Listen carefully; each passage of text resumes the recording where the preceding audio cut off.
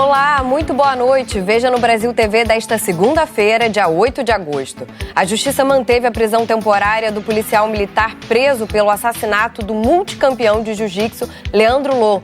O corpo do atleta foi enterrado hoje à tarde. A Polícia Federal decide ouvir de novo os acusados pelas mortes e ocultação dos corpos do indigenista Bruno Pereira e do jornalista inglês Dom Phillips. Crianças menores de 5 anos podem se vacinar contra a poliomielite a partir de hoje. E ainda, a noite de festa com um show para celebrar a vida e a obra do mais novo oitentão, Caetano Veloso. Agora no Brasil TV.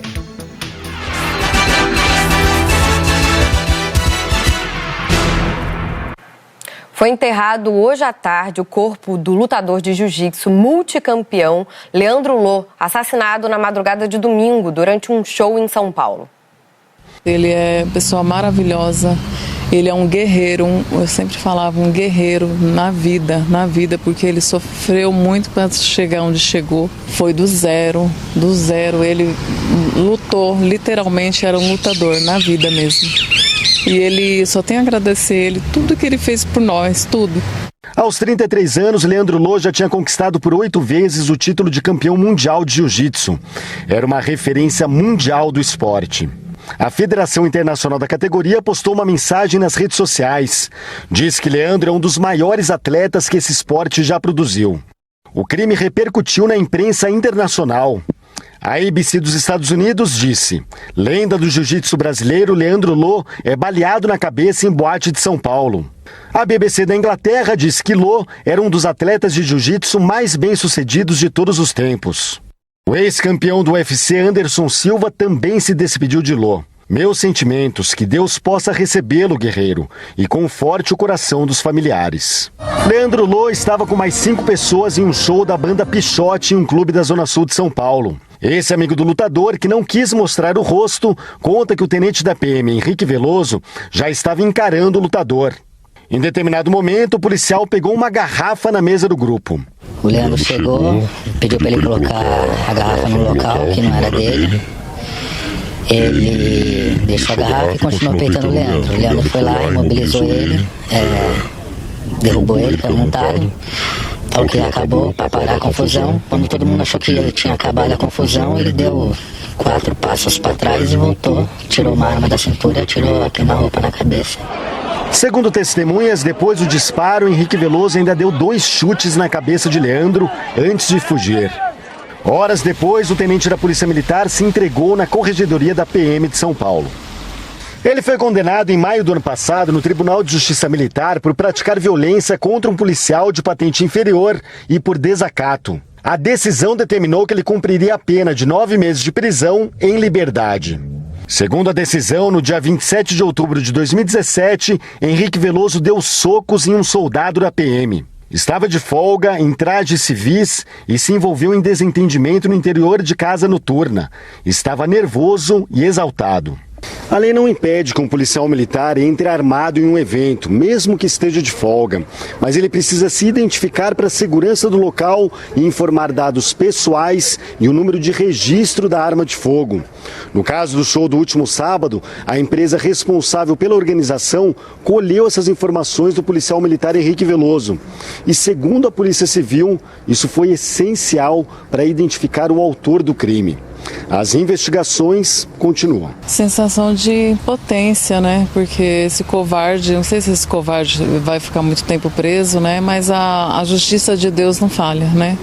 Então o sentimento é de uma perda irreparável, né? Então não tem, só Deus sabe o que eu tô sentindo. Para todo mundo ele era algo a mais, né? Ele era meu primo, mas era meu irmão mais velho. Para a irmã dele ele foi pai, para a mãe dele ele foi tudo. E pro esporte ele foi uma lenda, né? Então, agora é só essa saudade e esperar que a justiça aconteça, né, pra gente. Muito triste. Em nota, a Secretaria de Segurança Pública de São Paulo disse que o policial militar foi ouvido pela autoridade policial. Paralelamente, a Polícia Militar também instaurou uma apuração administrativa. Nós não conseguimos contato com a defesa do tenente Henrique Veloso. À tarde, o policial militar passou pela audiência de custódia e a Justiça manteve a prisão temporária dele pelo prazo de 30 dias, sendo prorrogável por igual período em caso de extrema e comprovada necessidade. A cobertura completa daqui a pouco no Jornal Nacional. No Rio de Janeiro, o corpo do empresário Tiago Duarte, de 33 anos, também foi enterrado hoje à tarde. Ele foi morto a tiros por bandidos durante uma tentativa de assalto na Penha, na Zona Norte, no fim de semana. Tiago tinha acabado de ser pai e deixa 2 filhos. O crime aconteceu por volta das 5 da manhã de domingo. Tiago Soares Duarte, de 33 anos, dirigia pela rua Conde de Agrolongo, na Penha. No carro estavam um adolescente de 16 anos, de quem ele era empresário, e o pai do jovem. Ele estava indo ajudar um garoto que estava levando para se apresentar no Cruzeiro. Parentes dizem que 6 criminosos abordaram Tiago. 4 estavam em um carro e 2 em uma moto. Testemunhas contam que os bandidos teriam mandado o empresário parar o carro e que ele continuou, e os bandidos atiraram pelo menos 3 vezes. Um dos disparos atingiu Tiago na barriga. Eu digo assim para qualquer um que eles queiram roubar, que roube tudo, mas que deixe a vida do ser humano. Para que tirar a vida do próximo? O empresário foi levado, já em estado grave, para o Hospital Estadual Getúlio Vargas, também na Penha. Passou por cirurgia, mas não resistiu aos ferimentos. O corpo de Tiago Duarte foi liberado no fim da manhã, aqui no Instituto Médico Legal. Tiago era casado e tinha acabado de ser pai pela 2ª vez. Esse vídeo mostra o empresário apresentando o filho mais velho, de 4 anos, à irmã. Tiago também era dono de uma pizzaria na Penha e uma pessoa querida por todos. O post de uma escola que teve projeto ajudado por Tiago lamentou a morte dele. Tiago foi um daqueles caras que acreditavam no jovem e incentivavam uma cultura local. Foi muito importante durante todo esse tempo, se mostrando disponível para sempre ajudar. Nos ajudou, mas também sabemos que ajudou muitos projetos locais. É uma grande perda. Que Deus conforte a família e amigos. No último post em uma rede social, Tiago publicou: que a nossa semana seja repleta de coisas boas e que Deus nos abençoe e nos proteja. Perdi um irmão, perdi um sócio, desgraçou uma família. O Tiago era uma pessoa assim, sabe? Ele era uma pessoa querida, a Penha inteira conhecia ele gostava de ajudar o próximo, ele ia na comunidade, ele queria ajudar todo mundo. O coração dele era um coração imenso. É muito difícil. A Polícia Federal decidiu ouvir novamente os presos investigados no caso dos assassinatos do indigenista Bruno Pereira e do jornalista inglês Dom Phillips. Quem explica pra gente é a Rutiene Bindá, de Manaus. Olá, a Polícia Federal encontrou inconsistências nos depoimentos dos presos neste fim de semana com os dos demais que estão presos desde junho. De acordo com o superintendente da PF no Amazonas, Eduardo Fontes, essas divergências são tanto na execução de Bruno e Dom, quanto na forma como os corpos foram ocultados. A PF não divulgou quando serão os novos depoimentos e nem a forma como se darão esses interrogatórios. No sábado, teve uma nova fase da Operação Javari, que investiga os assassinatos. Foram cumpridos 10 mandados de busca e apreensão e 7 de prisão preventiva. 5 pescadores foram presos nos municípios de Atalé do Norte e Benjamin Constant. Entre eles, o filho e 2 irmãos de Amarildo da Costa de Oliveira, conhecido como Pelado. Ele foi o primeiro preso e também confessou o duplo homicídio. Esses 5 pescadores que estão presos estão no presídio de Tabatinga. Os outros 2 mandados de prisão preventiva são contra Amarildo e também Rubem Dario da Silva Vilar, conhecido como Colômbia. Eles estão presos aqui em Manaus. E todos estão sendo investigados agora por suspeita de associação com Colômbia na prática da pesca ilegal na região do Vale do Javari. Bruno e Dom foram executados no dia 5 de junho no rio Itaquaí. O Bruno já recebia ameaças de morte por denunciar a pesca ilegal. Nós não conseguimos contato com as defesas dos presos. Rutiene Bindá, para o Brasil TV. Em Mato Grosso do Sul, a polícia procura pelo ladrão que roubou um supermercado, mas esqueceu a mochila aberta durante a fuga e o dinheiro simplesmente saiu voando. O Oswaldo Nóbrega tem os detalhes dessa história. A polícia faz diligências para tentar identificar e prender o bandido. O roubo foi no fim de semana em um supermercado de Três Lagoas, cidade da região leste de Mato Grosso do Sul. Toda a ação foi gravada por câmeras de segurança. As imagens mostram o ladrão chegando de moto, já com a mochila aberta. Estaciona e entra no mercado. Segundo a polícia, ele ameaçou os funcionários com uma faca e pegou todo o dinheiro que estava nos caixas. A ação durou aproximadamente 1 minuto. Só que na hora de fugir do supermercado, o homem esqueceu de fechar a mochila onde estava o dinheiro roubado.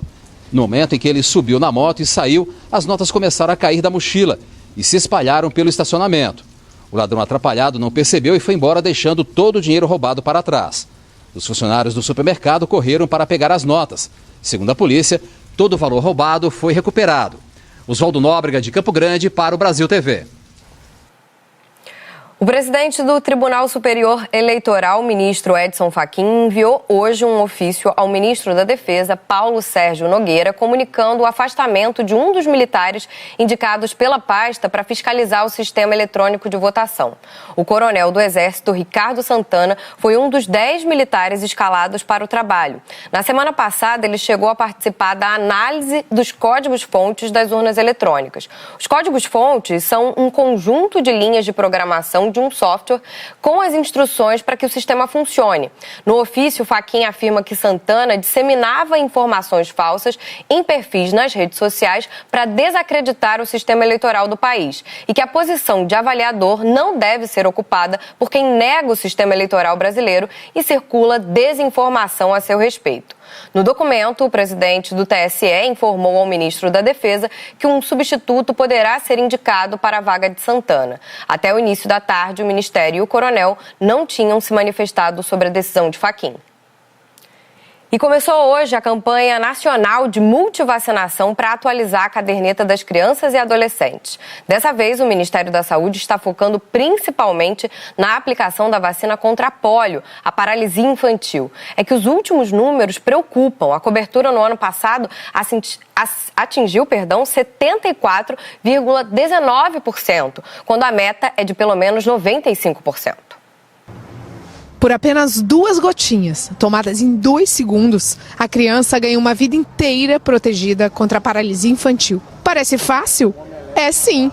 O Nicolas passou no posto essa manhã antes de levar o Matheus para a escola. Ele vai tomar a dose da poliomielite. Eu trouxe a caderneta para ver se está tudo em dia e caso haja alguma pendência, ele poder tomar já a nova vacina. O Brasil já foi referência em imunização, a polio já foi inclusive erradicada, então é muito importante proteger os nossos filhos, toda a sociedade está imune a essa e as outras doenças que há vacina para isso.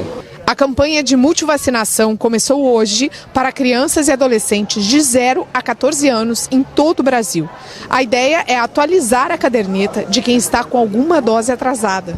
Vão ser oferecidas 18 vacinas diferentes: BCG, hepatite B, pentavalente, polio inativada, polio oral, rotavírus, pneumocócica 10 valente, meningocócica C, febre amarela, tríplice viral, varicela, DTP, hepatite A, difteria e tétano, meningocócica ACWY, HPV quadrivalente, influenza e Covid-19. O Rafael tem apenas 1 aninho, tomou 4 vacinas de uma só vez e ficou protegido contra 6 doenças. Acho que é fundamental, né, proteger as crianças e até mim, porque eu também vim me vacinar contra essas doenças. Todas as vacinas são importantes, mas a campanha que começa hoje vai focar na imunização contra a paralisia infantil, uma doença que não é registrada no Brasil há mais de 20 anos. O principal foco realmente são as crianças de 1 a 4 anos para tomar o reforço da vacina da poliomielite, né? É super importante tomar esse reforço para a gente manter essa doença erradicada no país.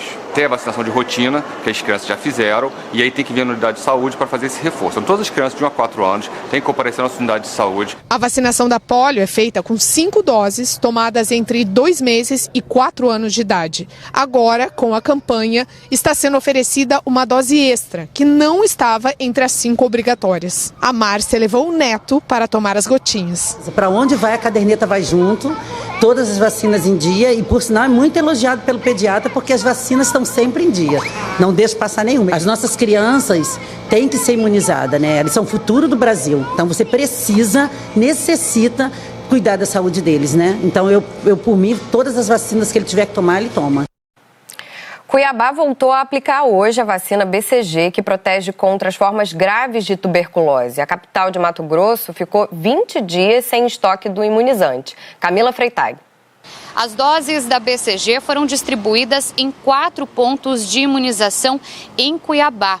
A retomada da vacinação da BCG ocorre após o município ter passado por 20 dias sem estoques da vacina. As últimas remessas enviadas pelo Ministério da Saúde chegaram a Cuiabá na última semana. A vacina BCG é uma das primeiras a serem aplicadas nos recém-nascidos e previne contra os casos graves da tuberculose. Até julho deste ano, Cuiabá tinha a meta de imunizar cerca de 5.700 crianças. No entanto, apenas 3.474 doses da vacina foram aplicadas.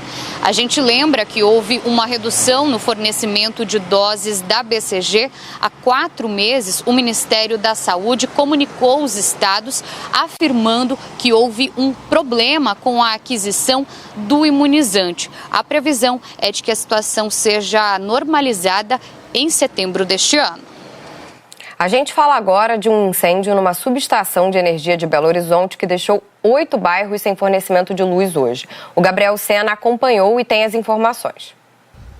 O incêndio começou por volta das 11 horas da manhã. Vizinhos aqui da subestação de energia ouviram uma explosão e de repente começou a sair muita fumaça preta que tomou o céu aqui do bairro. Os bombeiros chegaram muito rápido, cerca de 10 viaturas utilizaram cerca de 10 mil litros d'água para controlar as chamas, que foram controladas cerca de 3 horas depois. A grande preocupação era que o fogo passasse para os transformadores que ficam aqui na subestação e pudesse haver outras explosões. Mas isso não aconteceu. 8 bairros aqui de Belo Horizonte ficaram sem energia. Às 3 horas da tarde, segundo a CEMIG, cerca de 80% desses bairros já estavam com energia restabelecida. Não houve vítimas. Gabriel Sena, de Belo Horizonte, para o Brasil TV. Uma carreta que transportava carne pegou fogo hoje cedo e interditou o trânsito na descida da Serra das Araras, em Piraí, no centro-sul do estado do Rio. Um congestionamento gigante se formou para quem vinha em direção à capital. A Fernanda Grael tem as informações. Um acidente hoje de manhã interrompeu a ligação entre as 2 maiores cidades do país. Uma carreta que levava carne congelada pegou fogo por volta de 5h30 da manhã no quilômetro 224 da Via Dutra, na descida da Serra das Araras, sentido Rio de Janeiro. Às 5h45, a pista foi completamente interditada para que os bombeiros pudessem trabalhar, apagar o fogo e também recolher a carne que estava dentro do caminhão e que também se espalhou pela pista. Um longo congestionamento de mais de 20 quilômetros se formou. A pista começou a ser liberada depois das 10 horas da manhã, primeiro meia pista, depois totalmente quando a carreta foi colocada no acostamento. Ainda assim, no início da tarde, ainda havia reflexos desse acidente e lentidão na descida da Serra das Araras, sentido Rio de Janeiro. Fernanda Grael para o Brasil TV. A seguir, mistura de calor, vento e tempo seco marca o início da temporada dos Redemoinhos no Cerrado e a comemoração dos 80 anos de Caetano Veloso no Rio de Janeiro.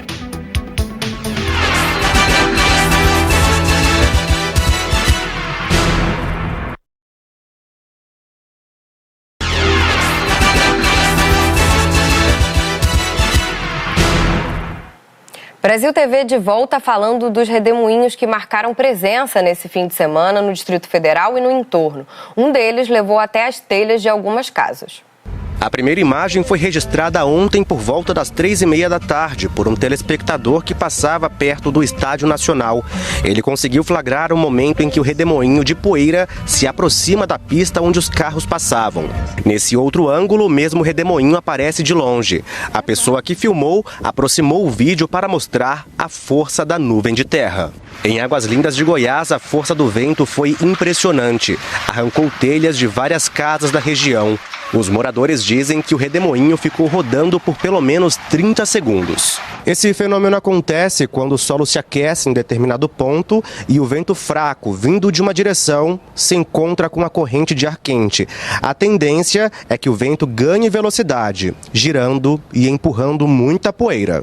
Essa meteorologista do IMET afirma que as dimensões variam muito, podendo ter centenas de metros acima do solo ou se mover de um local para o outro em curtas distâncias.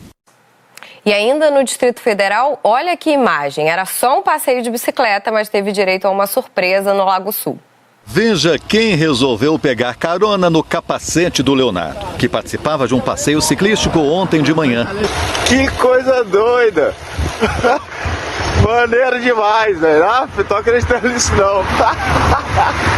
O Leonardo, você viu aí, ficou muito surpreso. Ele disse que quando a arara passou pelos ciclistas, pensou que ela fosse dar um rasante. Só que não. Ela quis mesmo foi pousar no capacete dele e ficou ali tranquila, curtindo a carona por mais ou menos uns 3 minutos. Ó, tem querendo comer meu capacete, rapaz? Vai. Não quer sair daí não. Caetano Veloso comemorou 80 anos e o público ganhou um presentaço. O aniversariante do domingo fez um show para ficar na história. Um momento mágico com a participação da família Veloso. Caetano estava no palco com os filhos Moreno, Zeca e Tom e com a irmã Maria Bethânia. Os amigos lotaram o Teatro da Cidade das Artes, no Rio, e o Brasil acompanhou pelo Globoplay. Uma noite de estrelas de muitas gerações, embaladas pela música de Caetano Veloso. Caetano é poesia, Caetano é encontro, Caetano é arte, Caetano é união, Caetano é o que a gente tem de melhor nesse Brasil. 80 anos é uma data muito forte, né? Vindo de um poeta, uma pessoa que consegue sintetizar a vida em palavras, assim, que eu acho que é o que tem força dentro da razão. Faz parte da minha formação, é o meu alicerce, eu não consigo me imaginar sem Caetano. Aquele filme dos Beatles, né, quando os Beatles desaparecem, eu não consigo imaginar minha vida sem Caetano. O Caetano faz parte da formatação de tudo que sou. Cada dia, cada momento que a gente passa com Caetano é uma coisa inexplicável, é muito bom. Na memória de cada convidado, o presente que Caetano nos deu ao longo da carreira. Terra é uma canção que me toca muito e acho que no momento que a gente está vivendo, Caetano faz parte da minha história, da minha formação. Tantas músicas que falam da nossa vida, tantas músicas que a gente se identifica, né? Quantos romances embalados, quanta revolta embalada. É uma alegria estar aqui. Sou fã dele, minha avó cantava Leãozinho pra mim, que eu nasci todo lourinho com o cabelo encaracolado. Eu levei Caetano para maternidade, na minha playlist maternidade. Então ele está nos momentos mais importantes da minha vida, com as suas canções. Para uma data especial, o afeto de parceiros da vida. Gilberto Gil.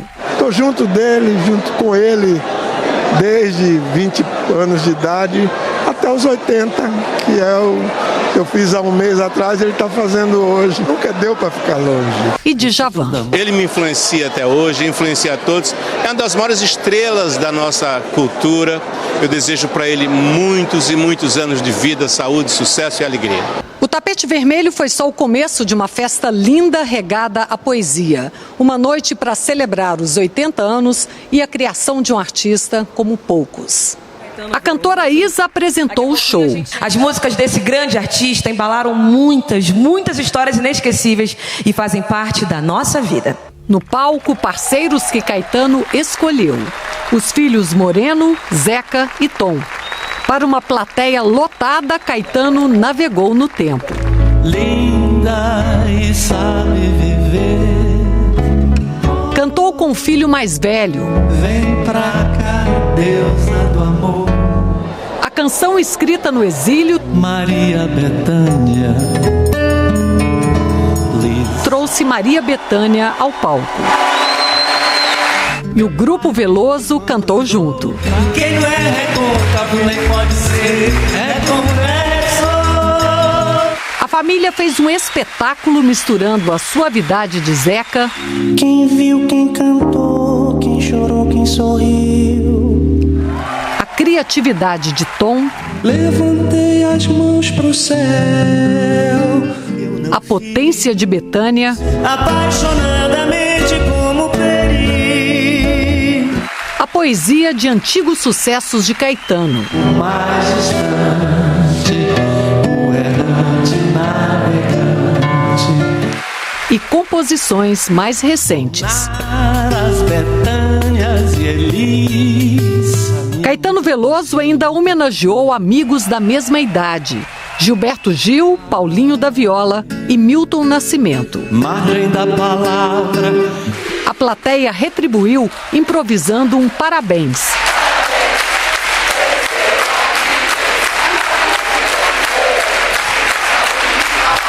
De pé no palco, a família Veloso se despediu e agradeceu.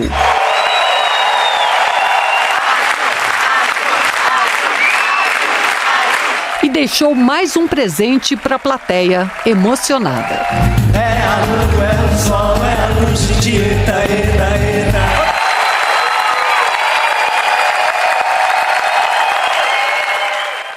O nosso beijo aqui do Brasil TV para o Caetano, que a gente possa caetanear por muitos e muitos anos. O Brasil TV fica por aqui. Outras notícias logo mais no Jornal Nacional às 8h30 da noite, hora de Brasília. Uma ótima noite e até amanhã.